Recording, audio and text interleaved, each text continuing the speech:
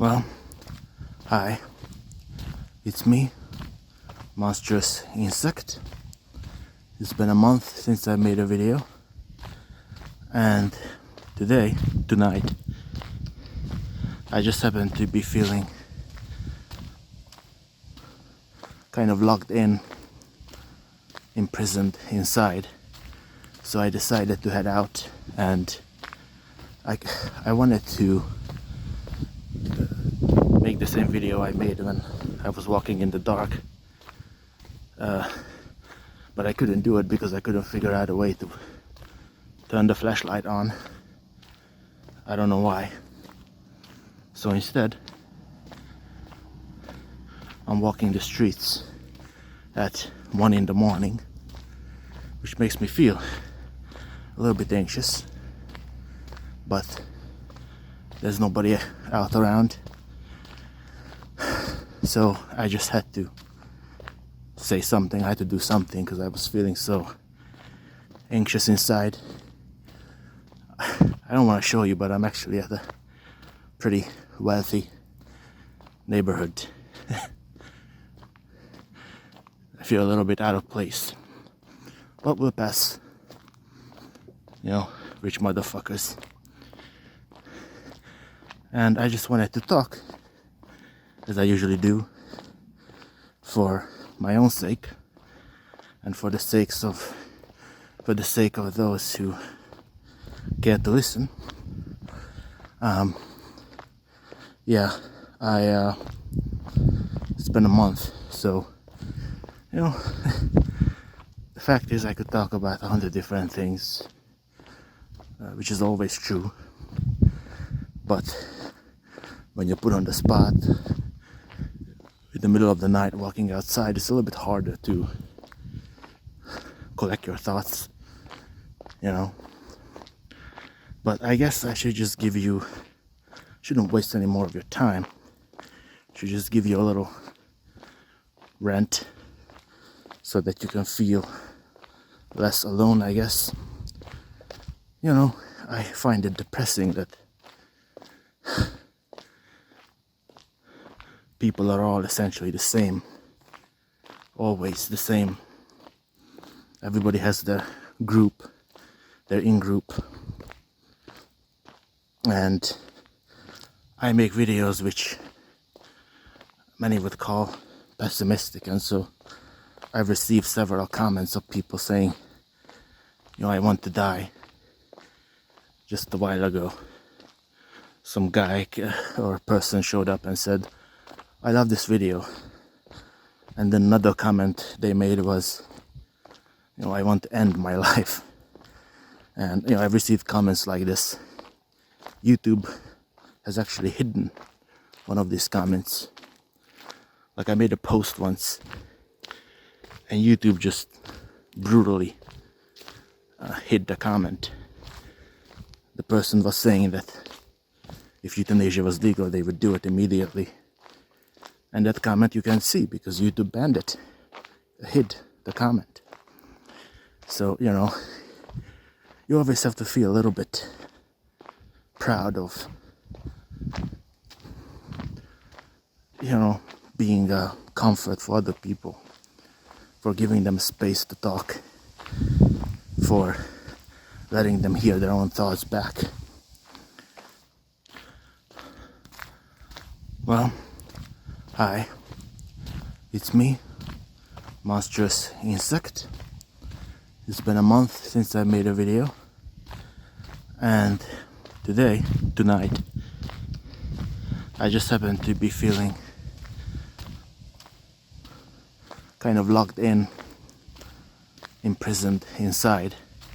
So I decided to head out, and I wanted to make the same video I made when I was walking in the dark, but I couldn't do it because I couldn't figure out a way to turn the flashlight on. I want to contribute to that. I don't just want to be a cold, analytic person. I want you to be able to feel a little bit better because somebody puts himself out there, puts his balls on the line like this, just to confirm what you think and what you want to say, but you don't want to do it. You don't want to put yourself out there on YouTube. You don't want to walk around with a tripod and look suspicious at 1 a.m. and talk on the streets.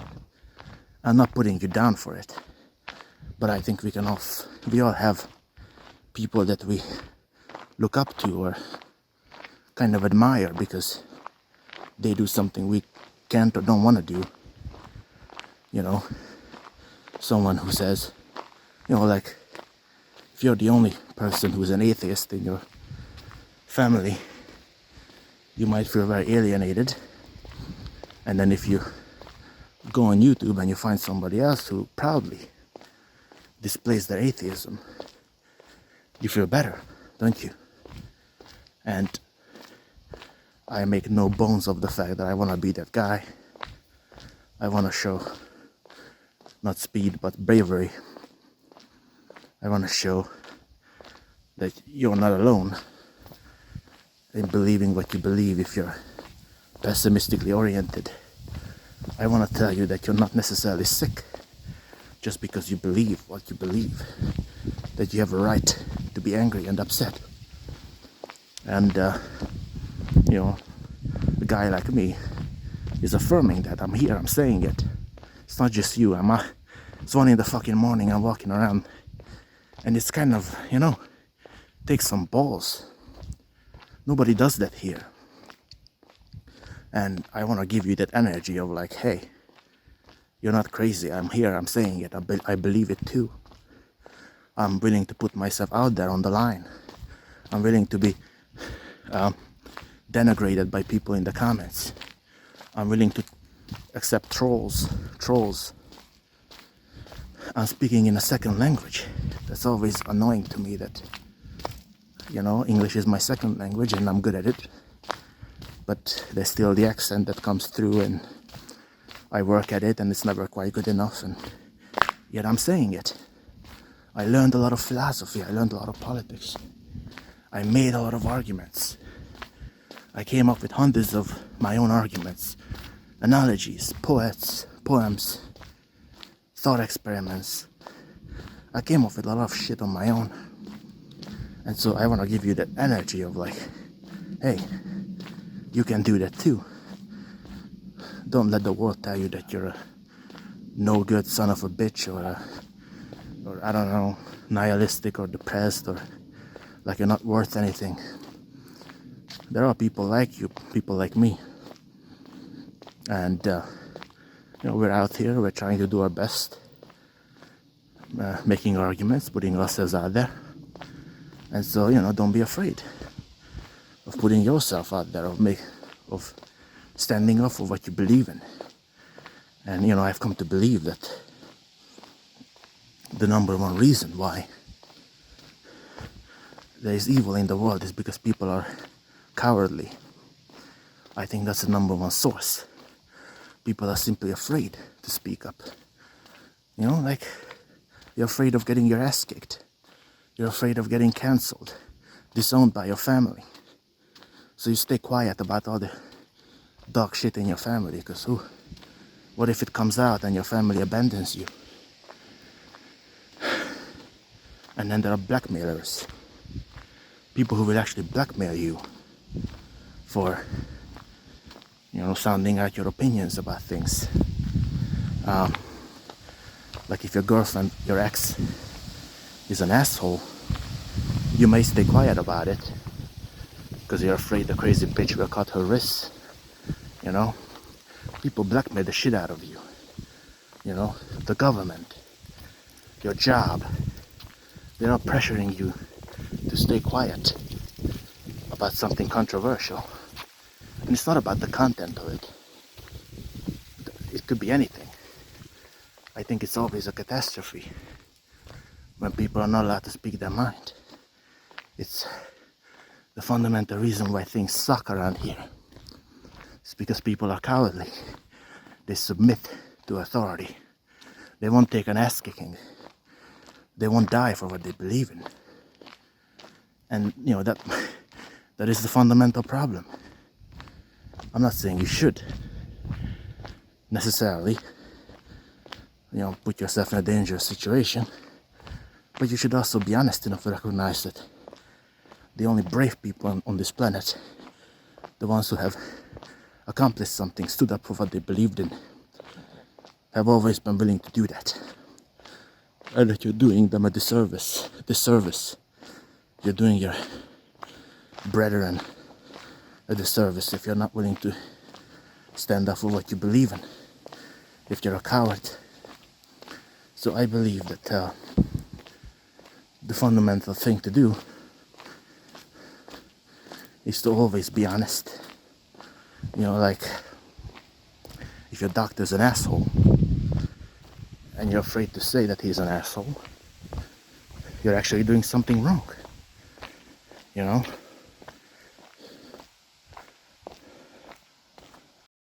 Apropos, there was a car that came by and I was afraid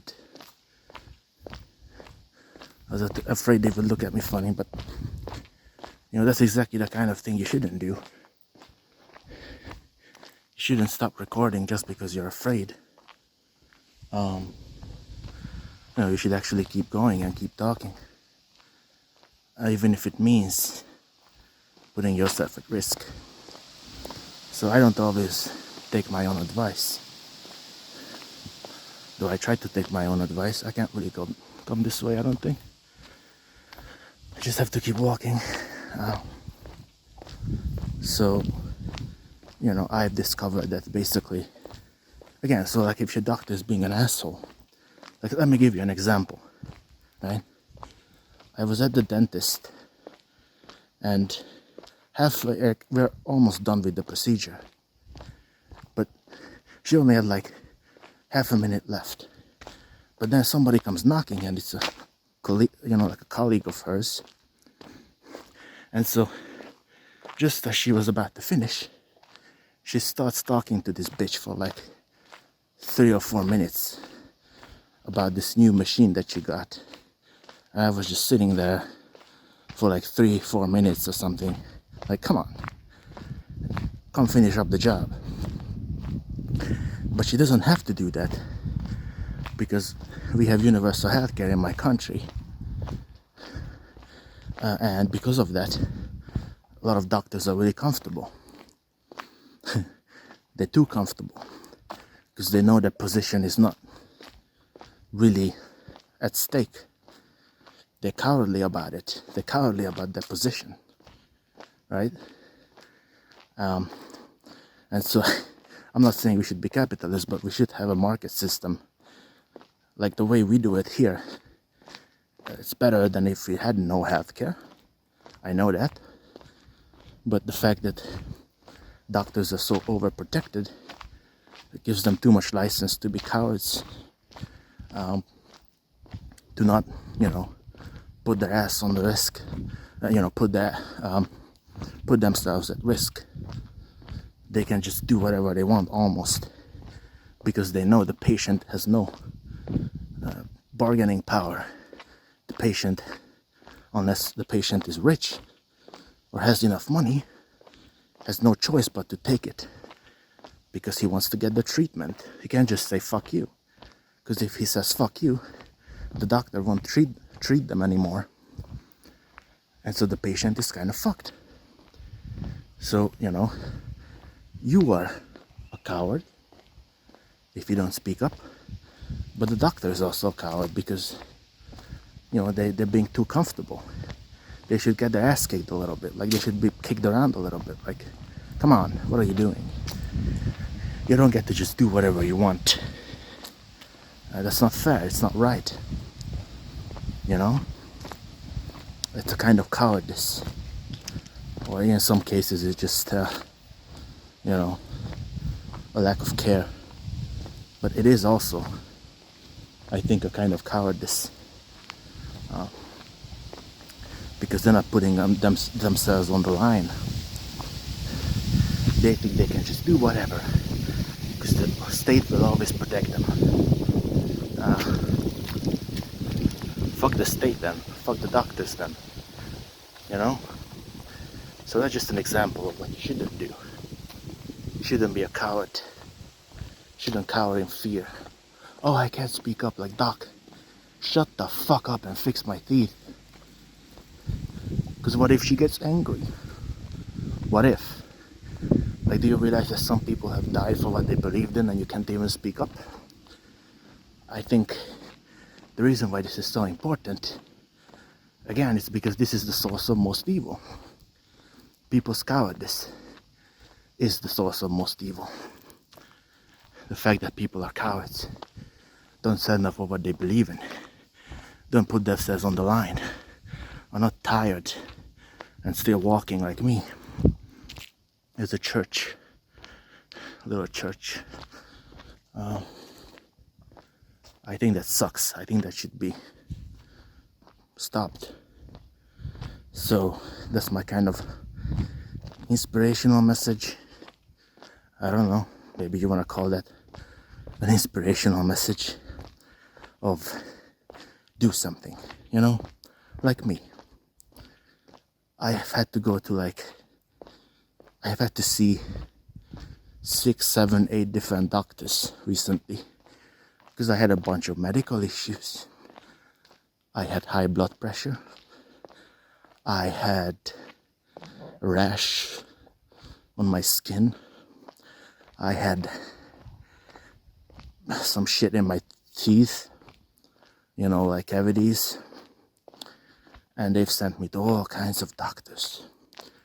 And I'm more or less okay now. Don't worry about it, but it's just, you know, I still pushed through. I still pushed through all the bullshit, all the pain, because I want desperately to help. I want desperately to accomplish. And I can't just leave it be. I can't just contribute nothing. I can't just sit back and do nothing because I know people are waiting. People are waiting for any kind of affirmation and any kind of shoulder to cry on. Anything. They're waiting, they're waiting, they're waiting. They want you to do something, you know? It can be a poem, a comment, a video, a novel, political activism, anything.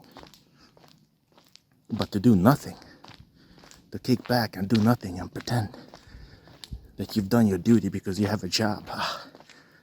You know, people sometimes use that excuse, right? Oh, I can't, I have a job. So they use it as an excuse. The system has them by the balls. You know, they have no problem. There's a little park, church next to a church. They have no problem, you know, essentially sacrificing others, you know, their brethren, by being cowards, you know. A lot of people are really cowardly, you know. I can't, I gotta raise my kids, gotta get to work, I don't have time for activism. Yeah, you don't have time to be useful. You have no problem accepting your slavery. What are you doing, you know? Wake up every day, go to work. You know, this fake individualism where instead of doing things to help each other, we're just falling into our own fake little lives, fake manufactured lives of absolute nothingness, you know? I think we ought to be ashamed of that. I think we ought to do something about that, you know? So that's why what I'm advocating for is don't let yourself be got. Don't let yourself be just trapped by absolute bullshit. Because your life is not just your own life.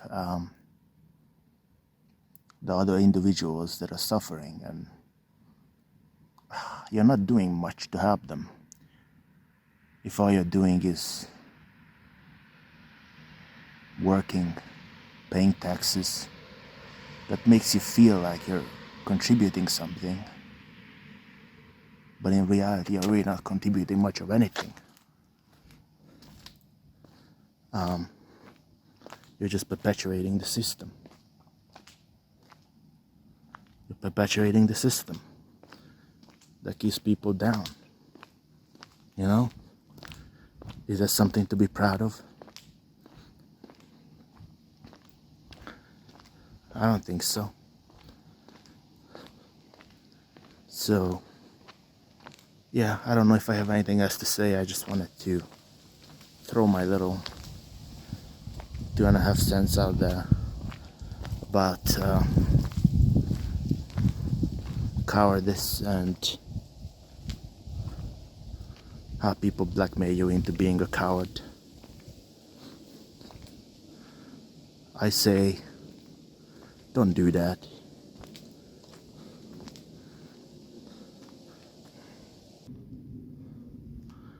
You know what else came to mind is this idea that I find people to be so one bit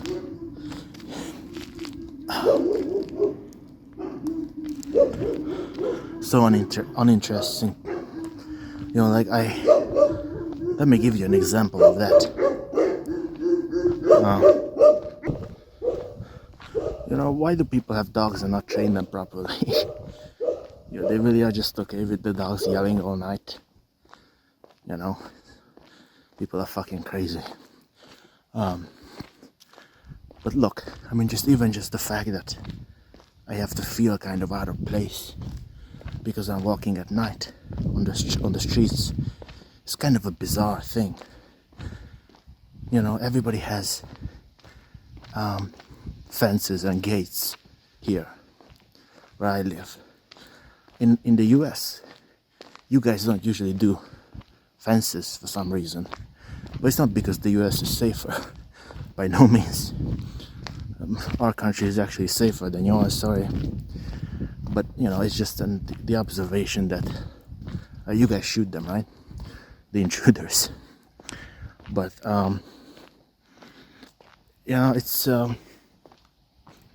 just the idea that do we really live in a nice place?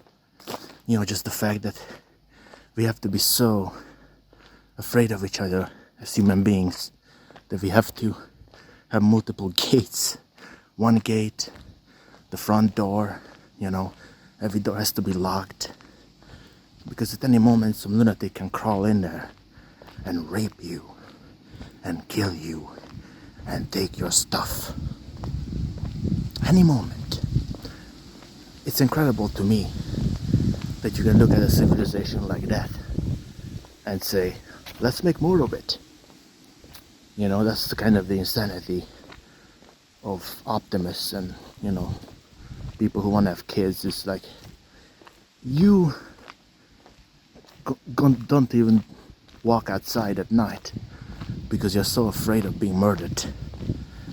And even I'm taking a risk, I just don't give a shit. You know, and yet you still want to perpetuate it. You know, I just think, you know, we could live in a nice world, but we don't. We live in a fucking nasty world full of danger and suffering. And every year you have to get a checkup, and you can get cancer, and you can get type 2 diabetes, which I don't, thankfully. I thought I did, I don't. High blood pressure, you know, all kinds of shit. You can be blind and deaf. You can get a stroke and lose most of your mobility and be wheelchair bound. And this can happen to anyone, anytime. You can get raped and genocided. Right now, there are wars and genocides going on in the world right now. In Gaza, apparently the death toll is actually much higher than we had thought. It's somewhere between 166,000, I think, and 300 something thousand. That's how many people are reported to have been murdered. And half of them are, at least half of them are women and children. Over 20,000 children in Gaza have become disabled, leg amputations and so on because of the bombings from the IDF. That's the kind of world we're living in. And just, I feel like there's a guilt in being alive in a world where other people don't get to have what you want. I'm not saying we should die because of that, but we should do something to rectify it. But, just even the fact of, I see children and they're happy and they have everything they need in this, developed place where I live, fairly developed place, rich, fairly rich. Basically, they have everything they need. Education, there are no bombs, food, all the food they want, all the gizmos, all the smartphones you want, Xbox, everything. They can afford it, most people at least. And then you can just think about the injustice of other children who don't get to have that. And, how can you even live with that? How can you just say, well, it's not my problem. So, the reason why I don't trust parents, there are a lot of reasons not to trust parents. One of them is they seem so egotistical, like they don't seem to really consider, the injustice of the world. Otherwise they wouldn't have kids. They couldn't bring themselves to do it. How can you have a child and look at the child and say, well, we have a happy life, when you know that other people don't have happy lives? How can you just live with that? How can you perpetuate that injustice? I think, not just for pragmatic reasons, but as a principle, you should say no. I'm not going to perpetuate this injustice by having kids who are going to be rich against kids who are not. There's something nasty about it. And, just to be a parent, you have to have a certain level of kind of carelessness, Everybody knows that parents tend to be, like if you see a father who's like 40 years old, 50, 60, they tend to be very carefree. You're not going to find a lot of parents with anxiety. They just seem kind of, they're extroverts. And that only selects them for being distrustworthy, because they lack the sensitivity of a person with depression, a person with neurosis. I don't like those people. I think they're flippant. I think they don't take all this stuff. Jesus Christ. They don't take all this stuff seriously enough. They just don't. And I think that's a problem. It's a problem that they don't take it seriously enough. And again, no reason to run through all the arguments, but to me, I don't think I have an ideology other than, look, I see the world around me, and it just appears to me like a giant piece of shit. That's not to say that there are no nice things. Of course there are. I've had plenty of them, the most delightful moments. But when you acquire some intelligence, some experience, you can look at the world around you and you can see, but look at the price that has to be, the check that has to be cashed, the debt that has to be accrued to maintain these privileges. And when you look at it that way, it doesn't look so nice anymore, does it? Like, again, somebody's best week, somebody who, newlyweds, they have their little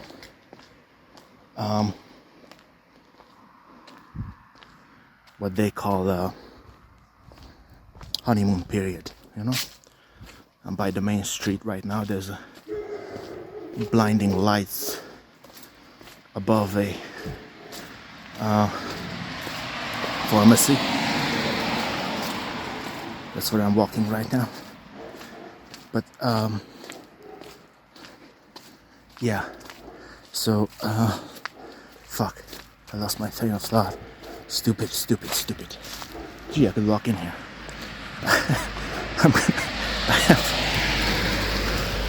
Yeah, like somebody's best week is clearly the government building right here. Somebody's best week is clearly not as good as somebody's worst week is bad, All you have to do is compare. So again, wife and the husband on their honeymoon against somebody who is dying slowly, alone, in a hospital bed after their family has been murdered, like in Gaza. And everything has been taken away from them, ripped away from them one by one. And now all they have to look forward to is, what they call a kind of a, a mercy, like a, what do you call it, like a blow of mercy, like a mercy blow, a kiss of death, because the pain and the meaninglessness of their life is so harsh and significant that the death actually becomes a better option, and that's the best case scenario. That's the best thing that could happen to them, is the kiss of death. Imagine that. Isn't that fucked up? Isn't that so fucked up? I really like this light. Neon lights. I really like, I don't know if you'd call these neon lights, but I like this vibe. I like the vibe of like digital like lights, especially neon lights. I just like the vibe. I like hanging out at night. It's just, there's a feeling to it. But yeah, so and this is a real fate. It's a fate that befalls many a person. You could argue billions and billions of people. And what is there to justify it? Like, when you think about it, all the stuff that people say, people talk up are good experiences, like they trump them up, like they're more significant than they are, like love. And what is love? It's just, it's nice, but what is it other than two animals that are horny for each other? What is the pleasure of eating? It's just the pig eating food, like it's not really that important. It's in a way it's kind of embarrassing, and it's kind of embarrassing. It's beneath you, because you're just glorifying your animal desires, prating them up as if they were more significant than they are. But it's really just embarrassing to be horny, hungry animal. And, you know, when we laugh, okay, it's nice to laugh, but it's not really a dignified thing to do. It's just somebody pressing our buttons in the right way and we laugh. But when you think about it, you know, these are not, you know, like magnificent things. They're kind of base and animalistic, you know, atavistic, base level animalistic instincts. And even to the extent that they're nice, are they really worth the rapes of millions of people? Like with rapes, you can't even give a specific number for how many people are raped each year because they're so underreported. And, you know, people are not, it's not obvious what counts as rape always. You know, how many times, when, how. So we don't even have a specific number for how many people get raped. And that in and of itself is like, ew. Is that the kind of world that you endorse? Where we have something absolutely terrible and, you know, it's so complicated we can't even quantify it, and this is something you want to subject your kids to, the risk of that. You know, like, it's just a nasty world. I think on principle we shouldn't endorse such a nasty world. But another thing to consider is we usually think, when we look at a horror movie, you know, like whatever, you know, The Shining, or a ghost movie, you know, we never consider that we could be the monster.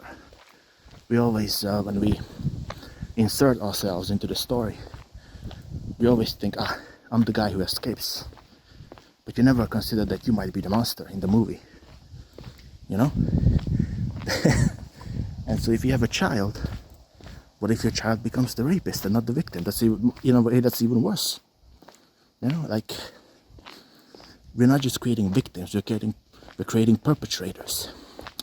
And if you apply some social analysis to this, you will also find that the perpetrators are also the victims, because every person is who they are plus their circumstances. You know, one philosopher said this, I don't that, you know, it's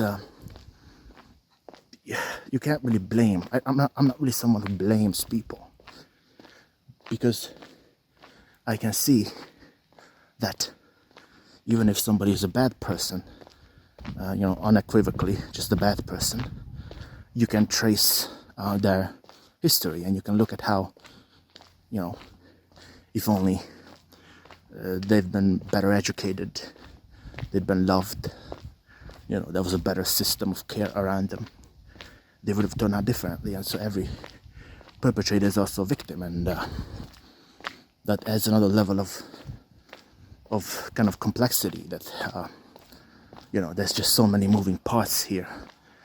It's so, it's such a nasty, like, you know, it's such a complicated, bizarre, nasty world we're living in, where we can't even really, you know, we can't even really be sure who the victim and who the perpetrator is.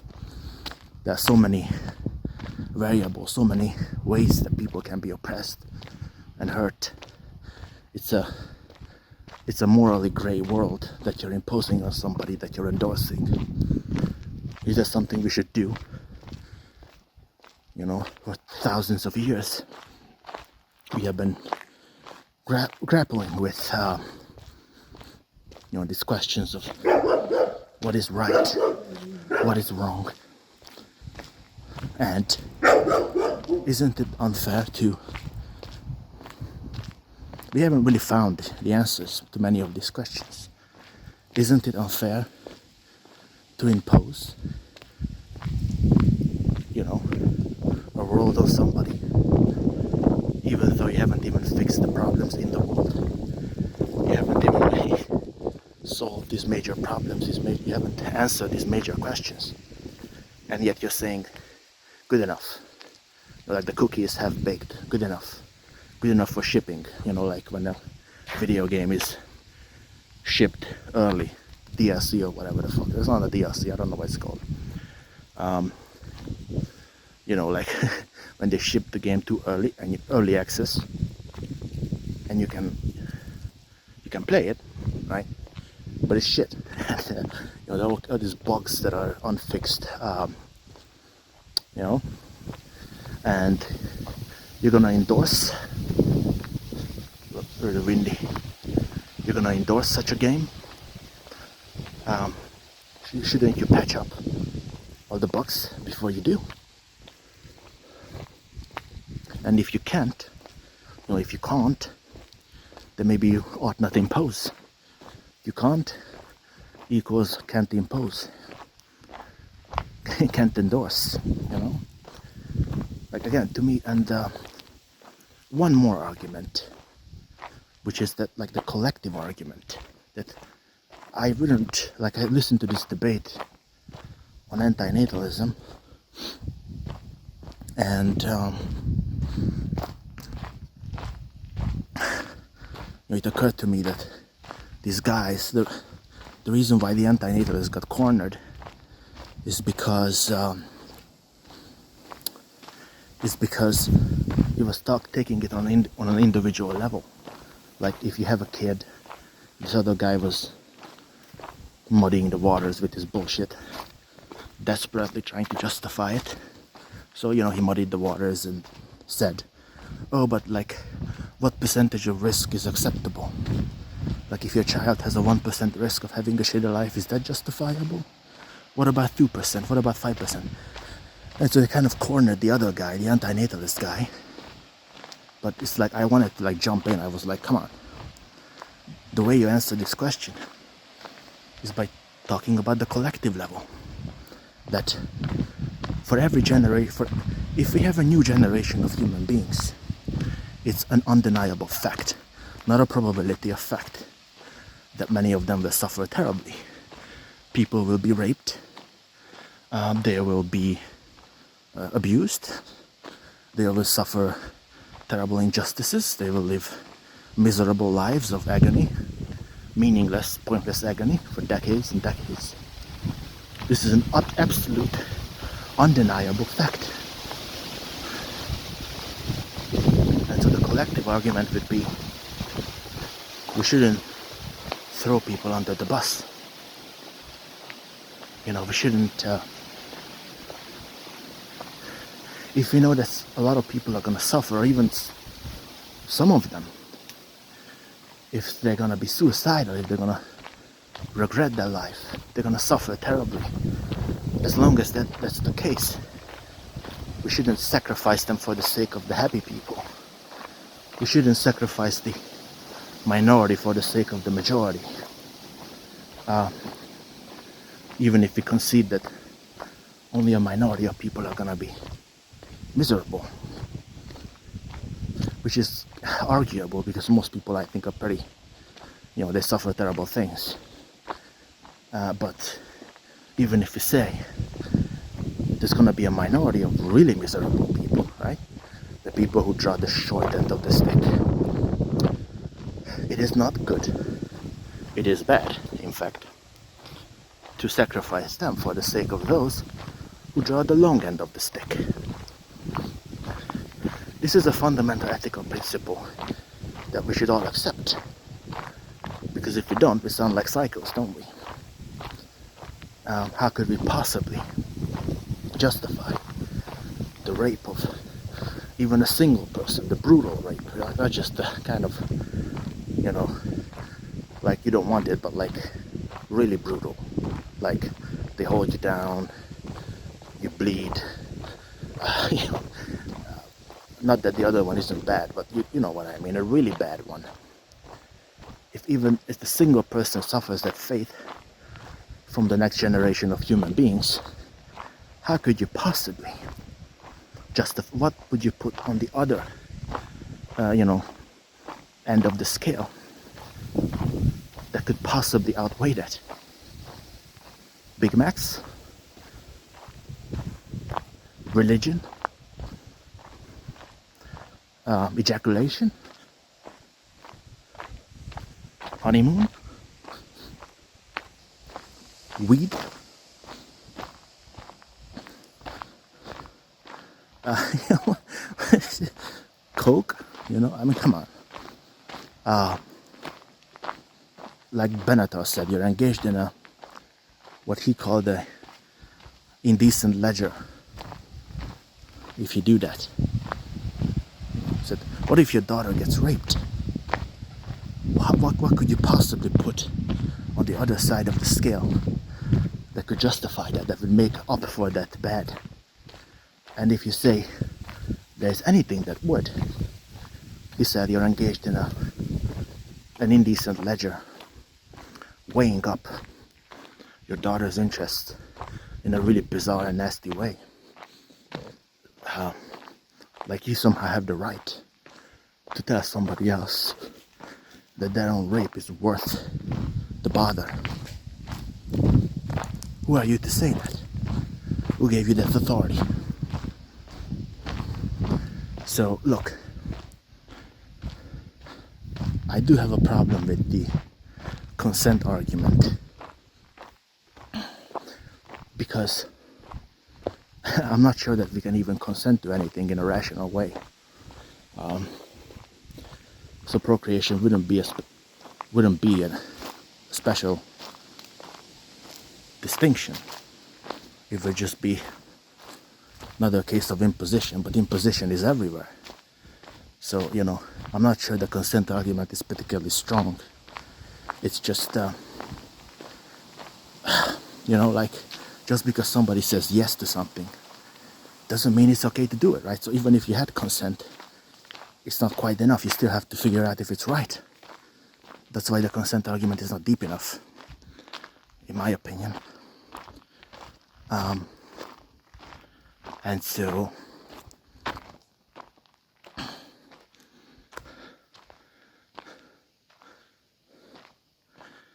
you know, you're the one who exists now. You have to be the one to make the decision to procreate or to not procreate. And I think the decision shouldn't just be made on the grounds of consent.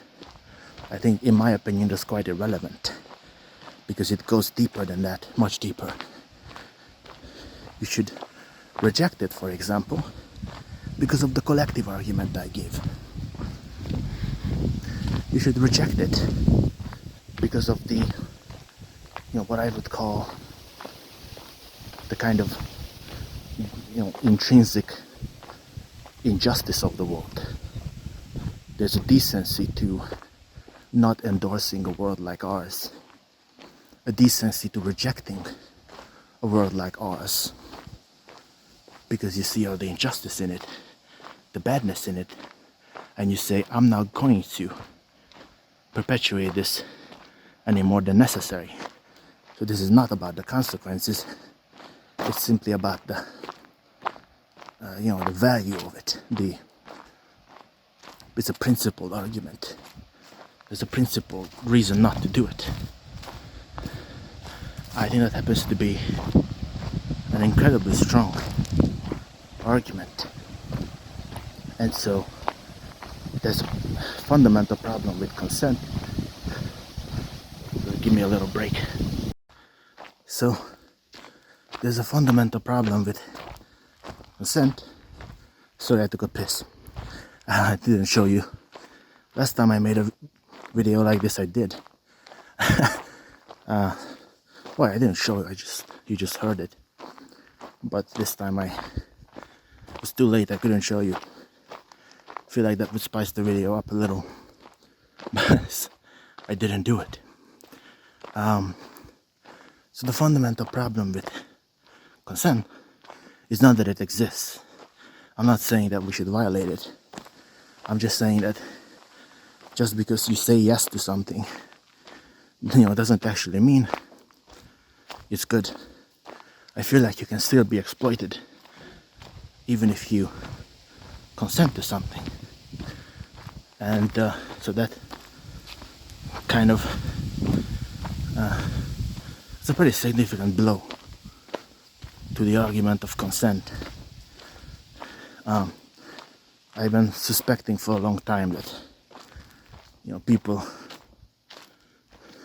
talk about consent so much because they're afraid that if they say anything critical of it, they'll be seen as a rape apologist. No such thing. I'm not doing anything of that sort. I'm simply pointing out that just because you say yes to something doesn't make it right. So we live in this modern permissive society where we pretend that if you say yes, nothing bad is happening. Don't you find something fundamentally just opaque about that argument? People fucking each other, one night stands, and this is supposed to be good and open and honest, whereas in reality it's just a way for people to exploit each other, exploit each other's bodies, exploit each other's time with the excuse that it's consensual. I think this concept is essentially bullshit. Not because the violation of consent is good, but because it's basically an empty idea. You can say yes and still be exploited. The other person can say yes and you can still exploit them. I think it's about the harm that's imposed.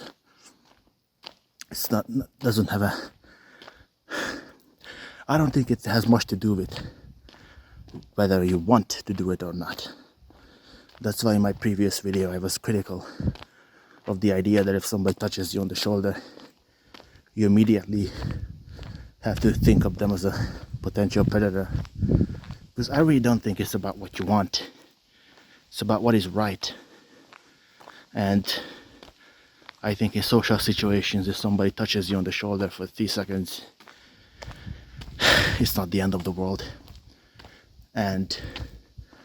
But you can't say that nowadays. People will say, oh, you're a creep.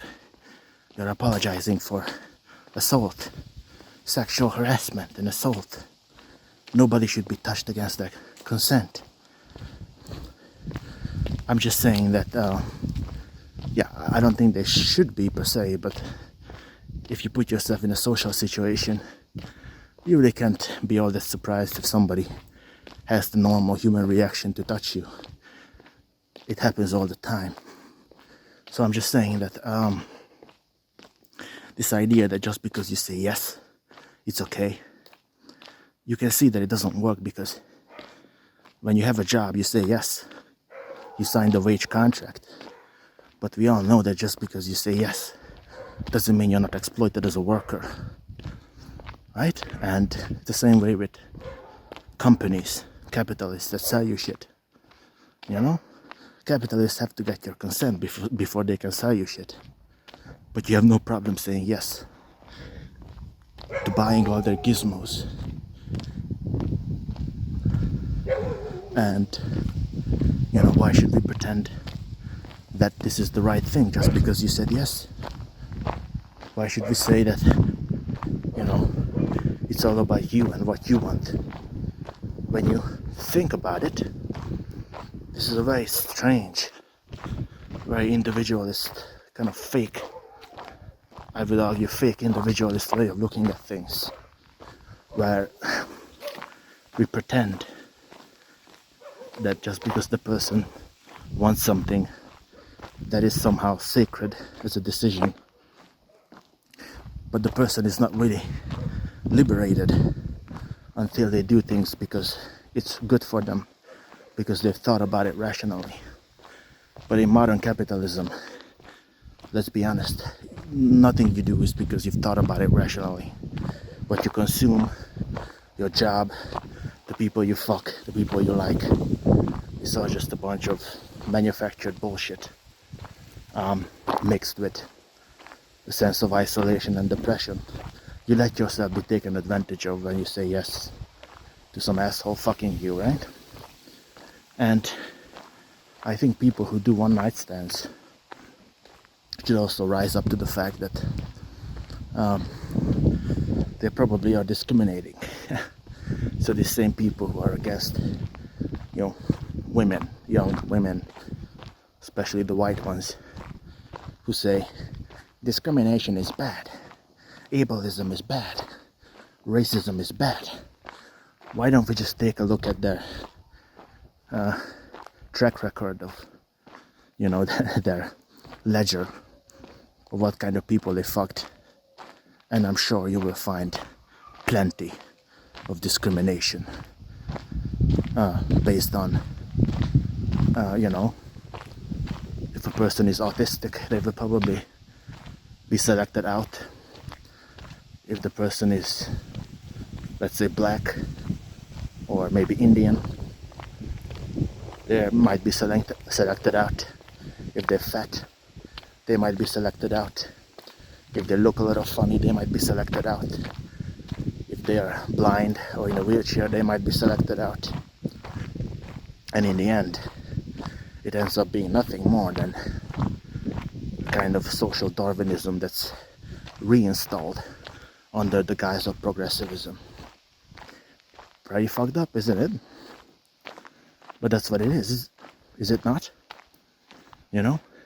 And the brilliant trick here is that you cannot question it, right?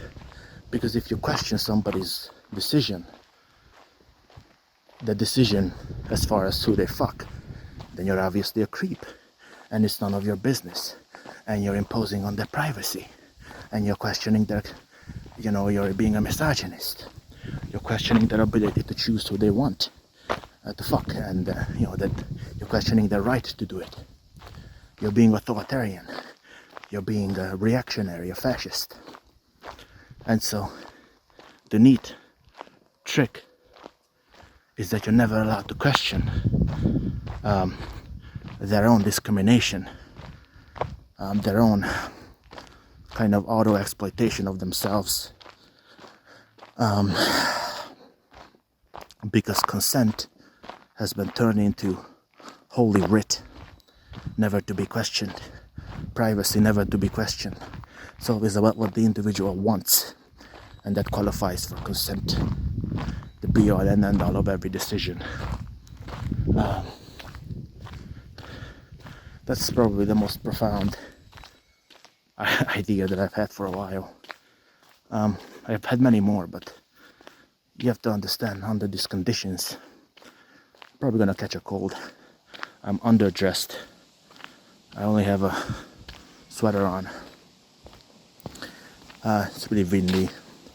I just walked for like an hour and a half, something like that. And so yeah, it's you have to understand, under these circumstances it's difficult to get my thoughts together. But I was trying to make a video at home. I live with my parents and I just couldn't find the privacy required, so I kind of crashed out, and it's 2 a.m. right now. But as far as my health, I no longer have high blood pressure. I am on medication for now. I'm trying to lose weight, so maybe I won't need it anymore. I don't have any, I was checked by doctors. I don't have any heart disease or kidney damage. I don't have type 2 diabetes. I'm pretty much completely fine, except I'm fat. And if I lose the weight, I won't have a problem with high blood pressure either, I guess. But the number one killer is stress. If you have anxiety and stress, it runs up your blood pressure. So if you're one of these people, you gotta be careful. You need to minimize your stress, or you might get a stroke if, check your blood pressure every now and then and see if it's too high or not. So I was thinking maybe what will do me in is my heart, because the anxiety that I have is pretty constant, and I've had it for a long time, and maybe that will do me in after a while. I just get a stroke. it's really difficult to manage because I do get stressed a lot. I get pissed off, I get angry, I get anxious. So all I can do is try to be healthier so I can evade a stroke. So yeah, I did say there was a topic I opened but didn't finish. It was about how one-bit people are. We don't really have time for that topic now, but just another thing that pisses me off about people. You know, that I was on YouTube. I think I was gonna give an example quickly. I was on YouTube and there was this leftist guy, and I'm a leftist by the way, but it just happened to be a leftist guy. And you know, he would do these debates where he has like 5 or 6 topics, and you know, people call in. It's a call-in show, and they debate him on these points, and he always says the same fucking points. And you know, it occurred to me that people are just so unoriginal and one bit. They've been arguing about the same shit for thousands of years, and there's something so depressing about, you know, being a one-trick pony. The same shit. You know, we believe X, other people believe Y, and then we fight each other.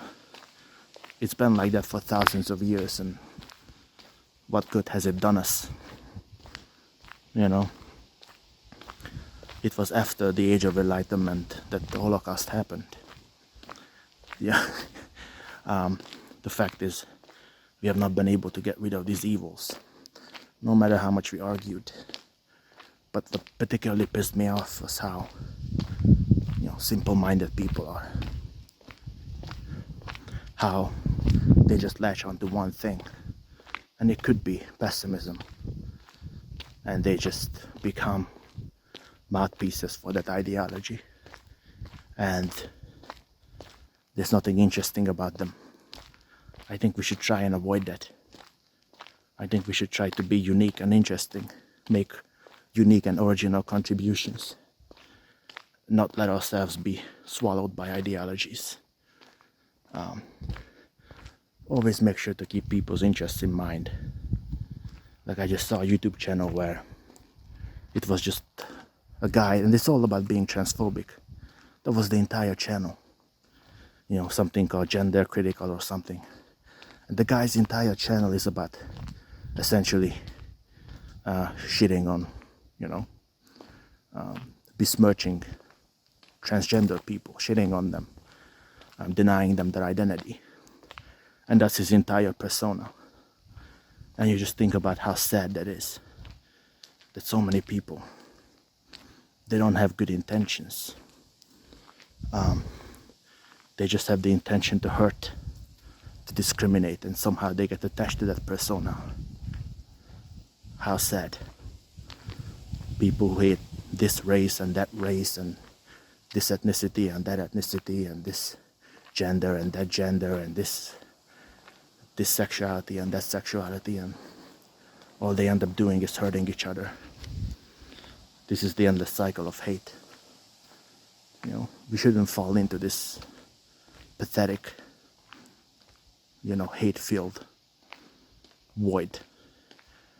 We should try to do better. We should be more flexible, more accepting, not totally accepting, but accepting of people's identities and differences, if they can't do anything about them.